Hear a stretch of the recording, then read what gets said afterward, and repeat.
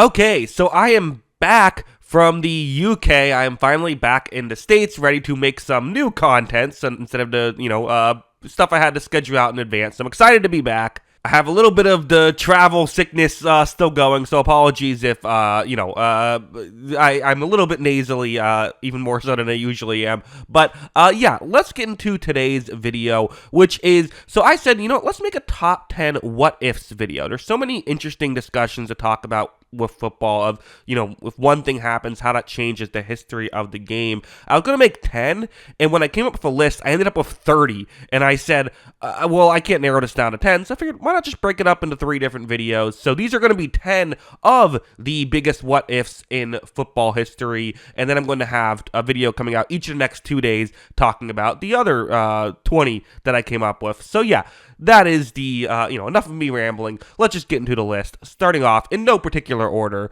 with, I guess, number 10. First is a bit of a deep cut, but what if the Packers missed the playoffs in 2010? If you remember, in 2010, the Green Bay Packers were the 6th seed, famously went on a run, won the Super Bowl. Aaron Rodgers gets his 1 Super Bowl championship then. But I know as a Tampa Bay Buccaneers fan, there was actually a very different way things could have gone down. There was a game late in the season, Tampa Bay was playing Detroit, and a bad call allowed Detroit to ultimately, instead of being down a touchdown, we're only down a field goal, they were able to force overtime and won in overtime. Tampa Bay and Green Bay had the same record at the end of the season. Green Bay won due to a tiebreaker. So had Tampa Bay won that game, perhaps Green Bay doesn't make the playoffs that year. Aaron Rodgers eventually got a choker, label slapped on him. Imagine how bad it would have been had he not made the playoffs in 2010, and then 2011, if that still went down the way it did, where they go 15-1 and get knocked out right away.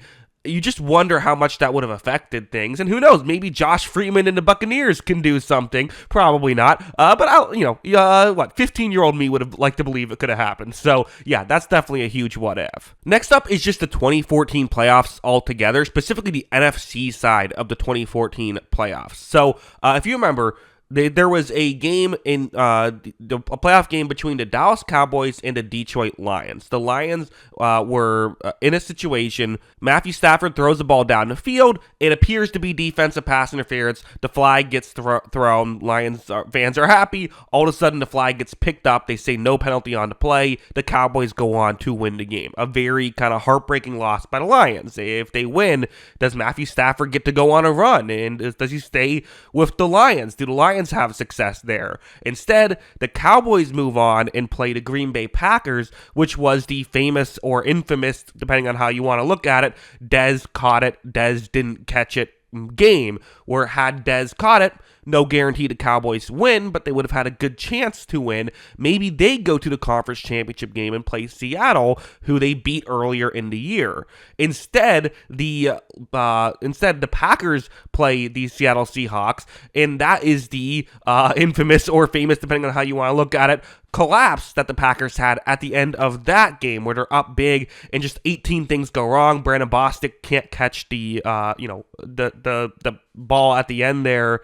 The onside kick that bounces off of his helmet. The Seahawks recover. The Seahawks win in overtime. And then that led to the Super Bowl, which, to be honest, just deserves a slot of its own. What if Marshawn Lynch got the ball at the 1-yard line? There's been so much talk of, there is a push against the Seahawks would have definitely won, and they wouldn't have definitely won. We don't know what would have happened. I think I would have liked Marshawn Lynch's chances at scoring there. Even I know that he was like 2 for 5 in the regular season, or 1 for 5 in the regular season, something like that. But I think in this moment, you have to trust him there. Does he get the touchdown?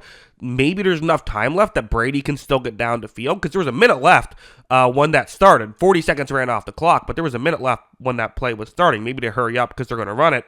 There's now 45 seconds and Brady can get a field goal and we go to overtime and have the best game ever, right? Instead, of course, there's the Malcolm Butler interception, and the rest is history. But if the Seahawks were able to win that game, is it the start of a dynasty? I don't know. It's impossible to say. I think that building a team around defense tends to have a short shelf life compared to building a team around a quarterback, so it's hard to say for sure, but certainly it would have been interesting, and Brady would have still been stuck at 3 Super Bowls for even longer. He did finally win one right after, but, it would have just been interesting that way as well, and it would have kind of erased a great Tom Brady moment of how good he was in that fourth quarter, so would have been very interesting. Next up, what if Drew Brees went to the Miami Dolphins instead of signing with the New Orleans Saints? So first, from the Saints' perspective, it's a disaster, right? They've been, a tough franchise prior to Drew Brees getting there. Him and Sean Payton make everything work. Who knows? Maybe Sean Payton would have had success with other, he would have found success with another quarterback. We've seen him have success with Bo Nix now, so who knows exactly how it would have worked, but hard to imagine it working as well as it did with Brees there, where they won a Super Bowl together. The flip side is, how well would Brees have played for the Dolphins? Brees is a pretty clear Hall of Fame quarterback. Would he have been that without Sean Payton? Who knows, right? Because he wasn't that with the Chargers. It's kind of a perfect fit for everyone involved there in New Orleans. Also, Nick Saban was with the Dolphins. If they have success, if Brees is good enough that the Dolphins are able to be a consistent playoff team, does Nick Saban's not go back to college? This is interesting what if for the NFL. It's a massive what if for college football. So yeah, very fascinating. Next up, this is my fifth 1 out of 10 that we're going to talk about in today's video. No wide right. What if Scott Norwood did not miss the field goal? In just to set the stage, the Buffalo Bills are in their first ever Super Bowl appearance against the Giants. They're down.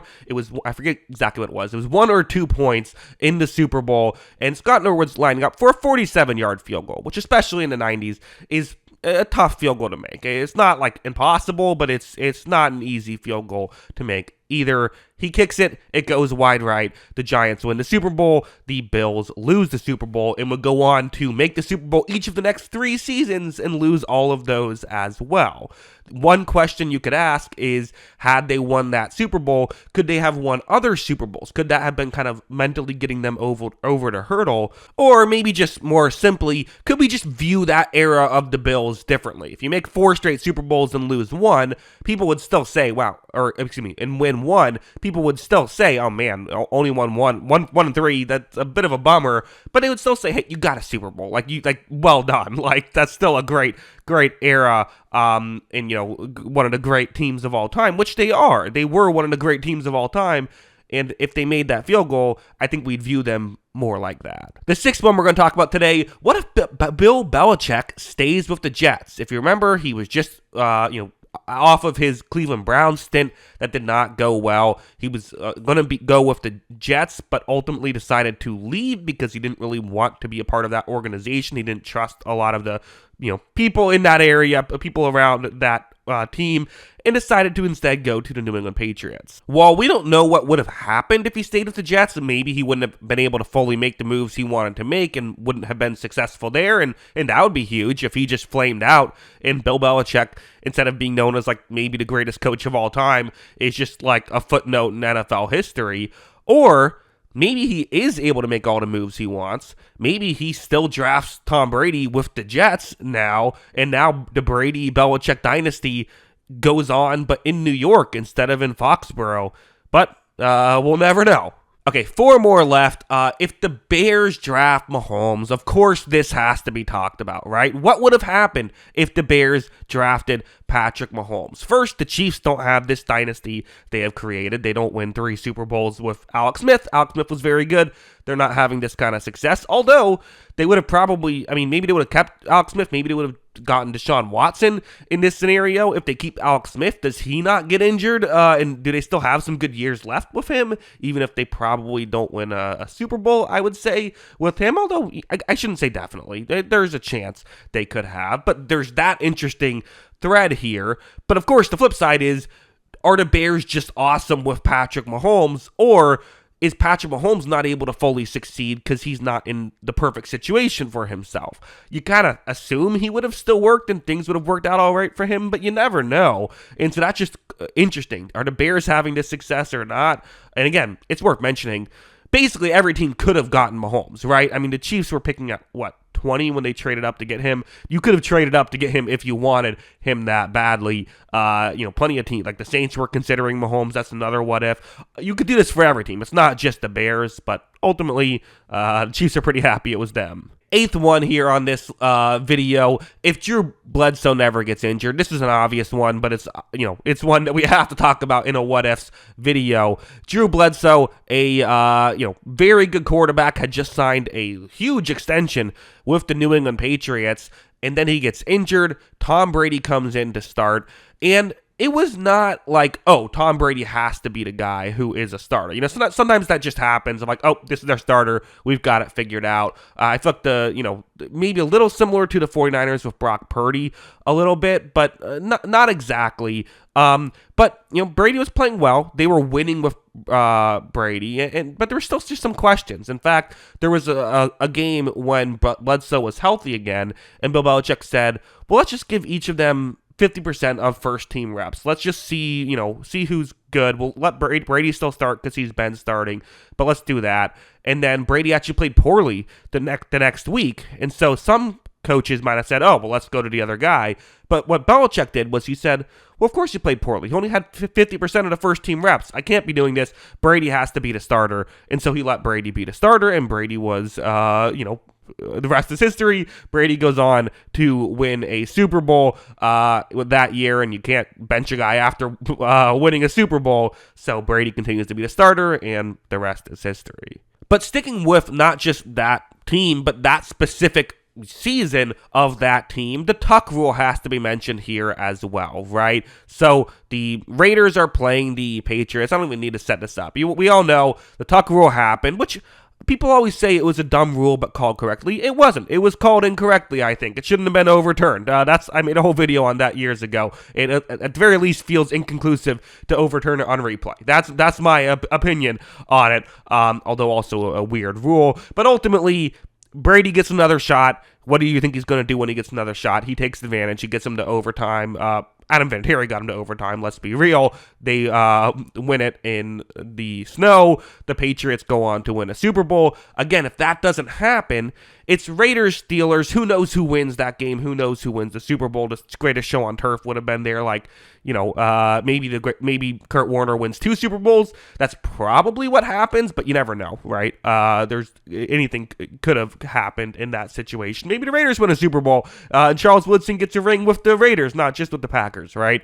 But ultimately, a huge part of this question as well was just, would Brady have still started the next year? As I kind of said in the last one, Brady wins a Super Bowl. You got to keep him for the next year. If he gets knocked out in the divisional round, you could go to Bledsoe, and especially if Brady made the mistake at the end, it'd be easy to say, yeah, okay, Brady, nice run, but let's keep Bledsoe here. It's at least a discussion, right? Brady would have had to work to make sure he got start year 2, and they missed the playoffs the next year. So if Brady was a starter and they missed the playoffs, there isn't that we got to keep him. So would have been very fascinating.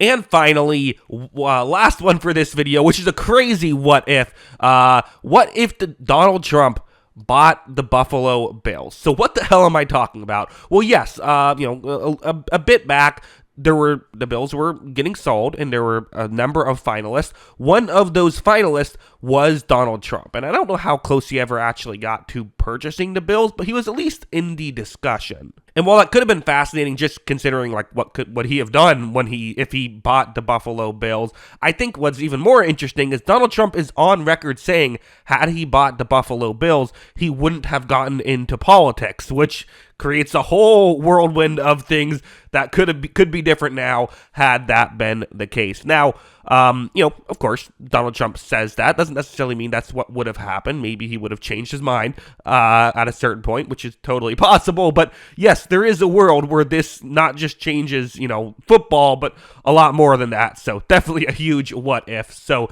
those are 10 what ifs. Stay tuned on this channel for tomorrow if you want 10 more. If you like this kind of thing, definitely check it out. Thank you for watching. I hope you guys enjoyed it. Let me know what you thought in the comments below. Always love hearing from you. And of course, as always, thanks for watching.